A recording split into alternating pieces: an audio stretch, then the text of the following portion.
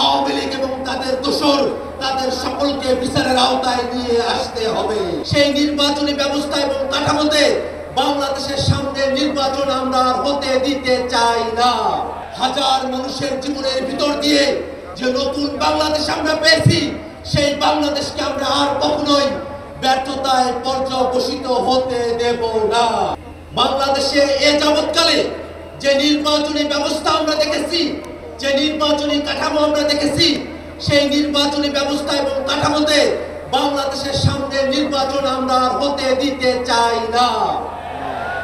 বেশি শক্তির বলে, কালো টাকার বলে, জোর জবরদস্তি করে, কেন্দ্র দখল করে বাংলাদেশের নির্বাচনে জিতে আসার যে ব্যবস্থা, সেই ব্যবস্থা অবশ্যই পরিবর্তন করতে হবে।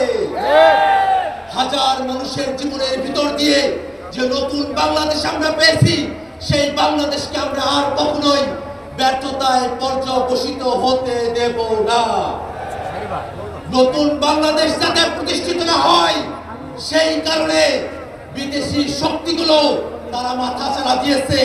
আমরা স্পষ্ট করে বলতে চাই, বাংলাদেশের সংস্কারকামী জনতা, বাংলাদেশের সংস্কারপন্থী জনতা, আমরা সকলে ঐক্যবদ্ধ। বিদেশি হোক, দেশি হোক, কোন শক্তি বাংলাদেশের সংস্কারের আন্দোলনকে দাবায়ে রাখতে পারবে না।